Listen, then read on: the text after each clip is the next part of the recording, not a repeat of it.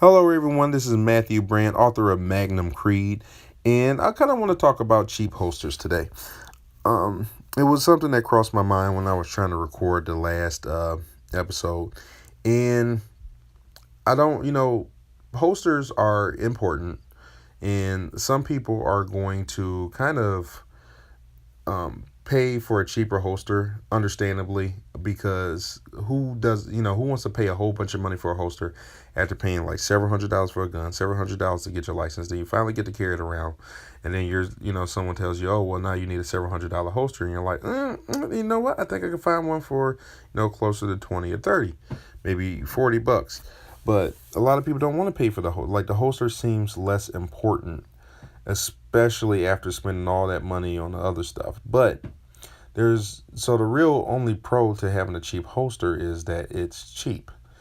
And I don't want to say you get what you pay for, because there are probably expensive holsters that don't function much better than cheap ones. And I'm going to give you some advice at the end of this episode that might be very valuable. This is what I want to give that I actually don't hear a lot of people give this advice. And it's not nothing crazy or nuanced, but it's something I didn't know when I was shopping for holsters the first couple times I went out. So that being said, the cheap holsters, yeah, right. After spending all that money, it's cheap. But the cons to having a cheap holster is you're much more likely to shoot yourself if you have a soft holster, right, like a nylon or a cheap leather holster. You're a lot more likely for that leather holster to bend, hit the trigger, and then shoot you. Number two, if you have a cheap Kydex or plastic holster, whatever you want to call it, especially if it has like a locking system in it, you're a lot more likely to shoot yourself when drawing the gun. Because holstering it with the soft holsters and drawing it, you're more likely to shoot yourself with those hard plastic cheap Kydex holsters, the ones you find on Amazon for $20, because the way you pull it out, the way it's designed, they didn't really design it to, you're pressing it and then your finger keeps going and then it hits the trigger.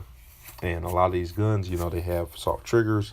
People carry it loaded, especially semi-automatics, loaded with a round in a chamber. Revolvers, if you're carrying a revolver, it's a little bit safer because you're a lot less likely to pull it out. But those cheap Kydex holsters have another downside when it comes to like revolvers and bigger guns, is that they don't really hide well. There's a lot of times they're paddle holsters or whatever, and they tend to hang out a bit, and when they're not, they tend to kind of hurt when you regularly keep them.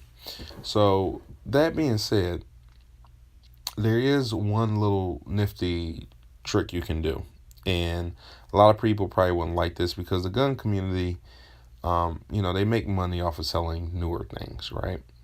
And you might see where I'm going with this, but they make money off of selling new things, and I'm not sponsored by anybody, but there are usually a gun store, gun place in your area, local area, that sells used holsters, pawn shops or whatever. The big mega newer gun shops, they're all new because everything's new. They don't always sell them, but if you go to a gun shop that's closer to a pawn shop, or one that's just like your old time regular old gun store that's been around forever, a lot of times they sell used holsters. Some I actually have seen more at the local old man gun shops than I've seen at where I live in Michigan, than I've seen at gun stores, or I'm sorry, gun shows. I've actually seen more at the shops, and you can get them for a really good price sometimes before they realize how low they've actually priced them, especially if you carry something that's less common, like for example like a J-frame revolver, or a or something, even something that's more common, like if you have a Glock or M&P, you'll find more selections for those. But if you carry like something that's less common, like a J-frame revolver, the holster you might find a real nice high quality holster for that gun, because a lot of people, you know, they might buy it from the person who's selling it, but they have a hard time reselling it, so it'd be cheaper. So there might be a higher variety of used holsters that are good quality, right? Look for a good quality one. Sometimes it won't always have the name on it, but if you do enough research, you probably be able to tell.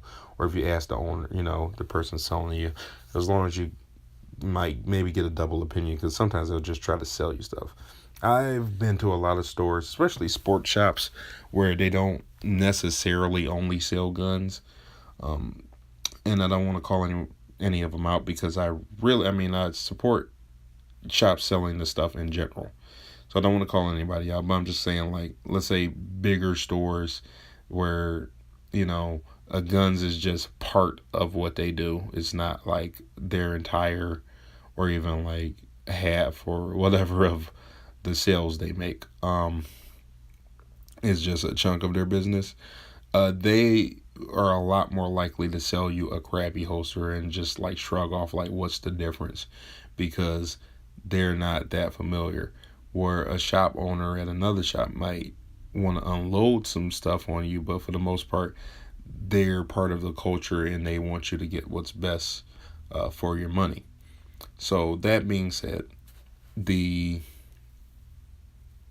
um, the common guns have a higher variety usually, but on the downside, they're usually priced higher because they know people are going to come in and buy those.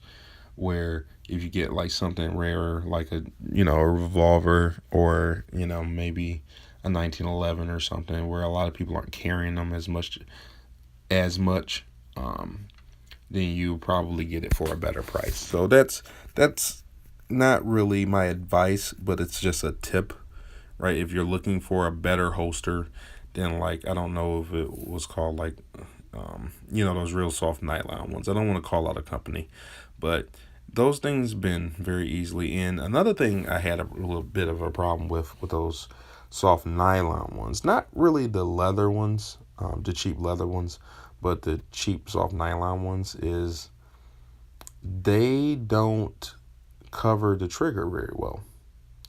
Even when they are fully holstered. I've noticed like a few guns that they claim to work for, it doesn't actually cover the trigger well. So when it doesn't cover the trigger well, it's like, well, no offense to the holster, but it's like, no, you don't want a gun that you can reach in and press a trigger. Or, another problem is it covers the trigger well, but the fabric is so soft you can still pull the trigger by pressing on the fabric.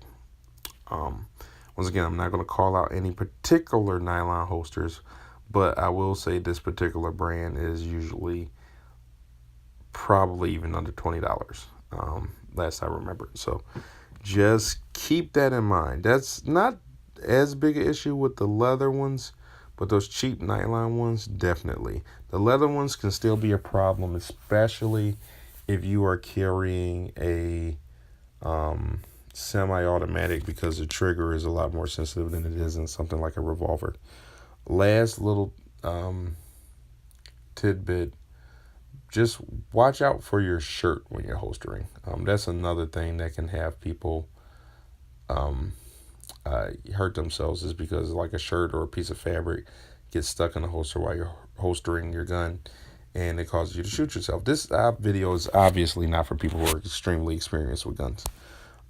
But if you do find yourself getting into one about to carry, those are the kind of like the pros and cons. Like, right, the cheap holster, it might do you until you find or have the money for something better, but you should be aware of those cons and pay extra attention to be extra safe with them. That's all. Have a peaceful day. God bless.